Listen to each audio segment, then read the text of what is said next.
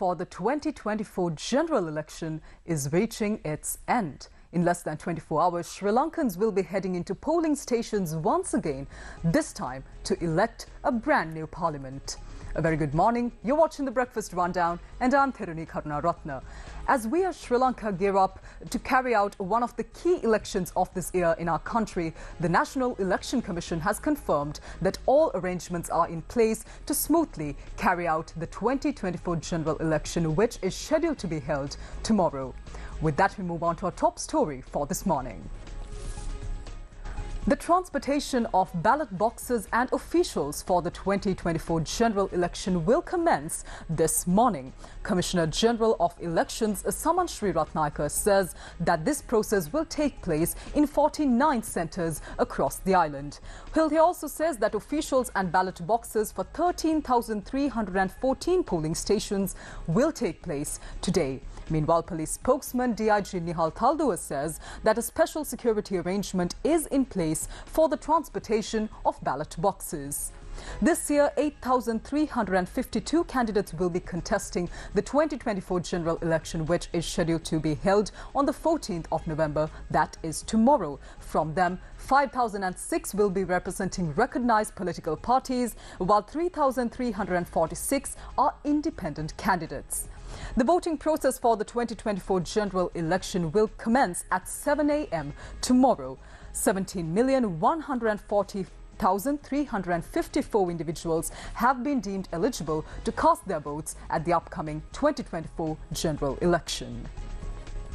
Meanwhile, the Ministry of Labour is requesting all private sector employers to grant leave for their employees based on distance for them to cast their votes at the 2024 general election, which will be held tomorrow. Secretary to the Minister says that both the National Election Commission and the Ministry of Labour had previously informed employers in this regard as well. Accordingly, if a polling station is located within 40 kilometres or less from the workplace, half a day of leave should be granted. If the distance is between 40 and 100 kilometres, a full day's leave should be granted. If the distance from the workplace to the polling station is between 100 to 150 kilometres, a day and a half worth of leave should be granted to the employees. And the Secretary to the Ministry pointed out that if the distance exceeds 150 kilometres, 2 days of leave should be granted.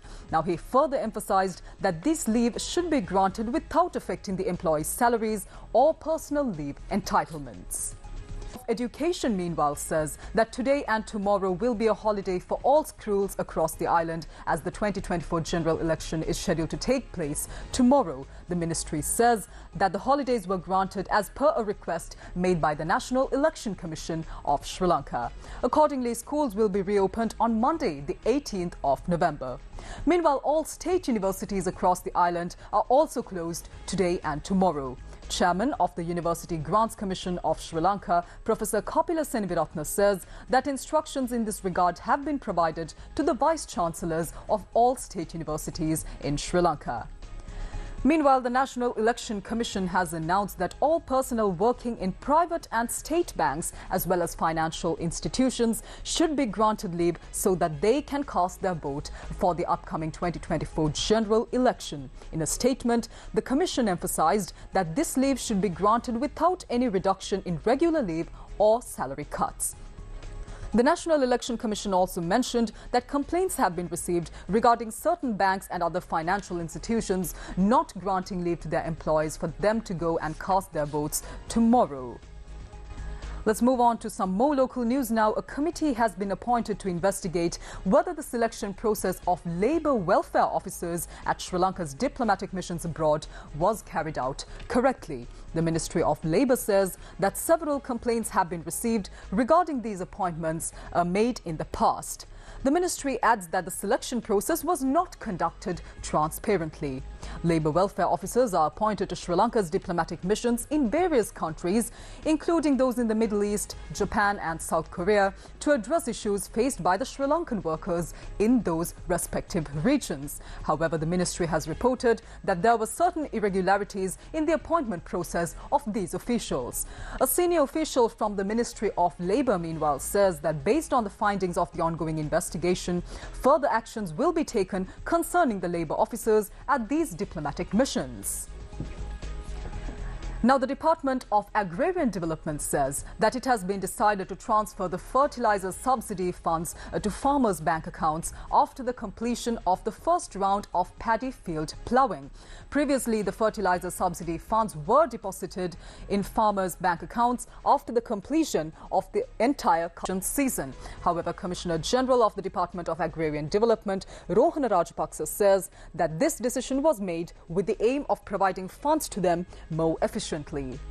Meanwhile, the Department of Agrarian Development says that a sum of 521.05 million rupees will be provided to distribute fertilizer subsidies to farmers across 19 districts in Sri Lanka. Now, this amount will be allocated to 42,125 farmers. The Department of Agrarian Development also adds that the first installment of the fertilizer subsidy funds have already been paid to 36,587 farmers. Concerning the recently issued security alert concerning the Arugambe area in Sri Lanka, the Ministry of Foreign Affairs has requested the US Embassy of Sri Lanka to lift the security advisory currently in place for Sri Lanka. On the 23rd of October 2024, the US Embassy in Sri Lanka issued a security advisory urging American citizens to avoid travel to Arugambe until further notice. Meanwhile, security forces have successfully arrested 6 suspects in connection with this related incident. Defence Secretary retired Air Marshal Sampath Tuyakonta engaged in an official visit to the eastern province earlier this week to assess the security situation in Arugambe.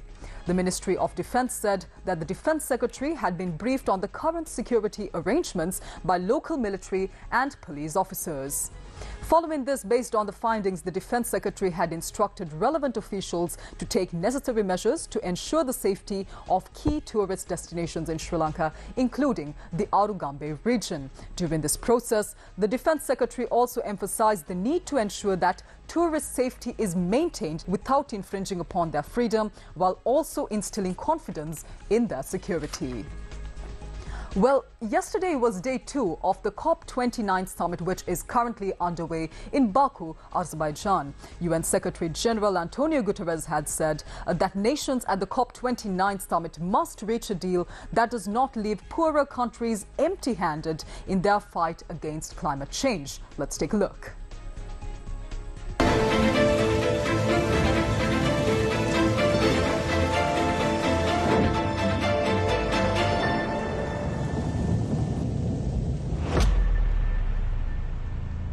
Developing countries eager to act are facing many obstacles: scant public finance, raging cost of capital, crashing climate disasters, and debt servicing that soaks up funds. The result: adaptation denied and a tale of 2 transitions. Last year, developing and emerging markets outside China received just 15 cents per every dollar invested in clean energy globally. COP29 must tear down the walls of climate finance. Developing countries must not leave Baku empty-handed. A deal is a must, and I'm confident it will be reached. We need a new finance goal that meets the moment. The resources available may seem insufficient, but they can be multiplied with a meaningful change in how the multilateral system works. There is no time to lose. On climate finance, the world must pay up, or humanity will pay the price.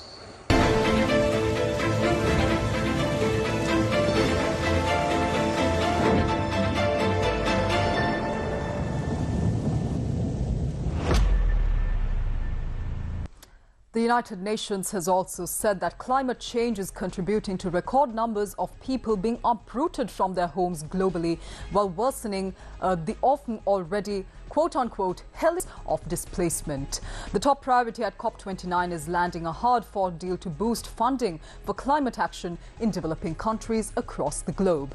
Now, the Comments of the Secretary General came as leading figures from governments around the world arrived at the summit, although many top politicians are not attending this year's summit. Around 50,000 people are attending this summit that is underway in Azerbaijan, including leaders of many African, Asian and Latin American countries beset by climate disasters. Today is day 3 of the summit, and Tharshi Madhavala, along with Disna Kanayanchana, representing Newsfirst at the COP29 summit in Baku, Azerbaijan, will be bringing us the latest updates over the next 2 weeks of the summit. With that, we move on to your weather update for this morning. The Met Department says that a low-pressure area is formed over the southwest Bay of Bengal. Under its influence, atmospheric conditions are favorable for afternoon thunder showers in most parts of the island today and over the next few days as well.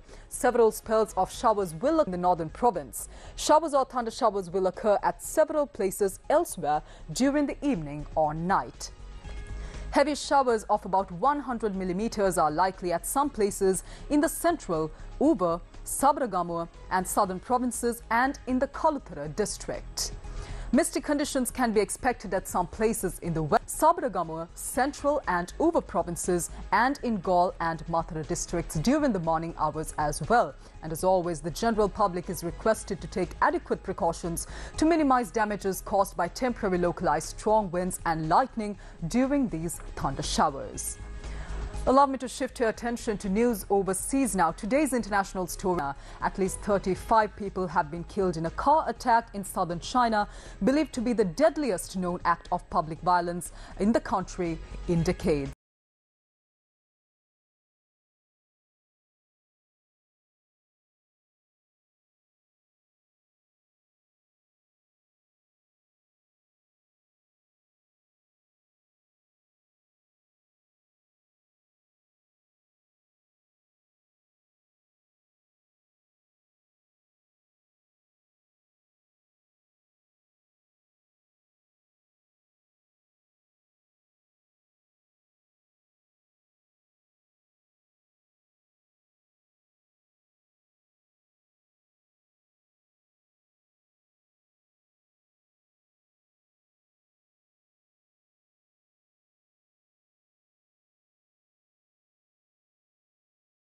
Of the Breakfast Rundown. Tomorrow is the 2024 general election, but I'll see you again on Monday. That is the 18th of November 2024. Well, until then, take care, have a wonderful day and weekend ahead.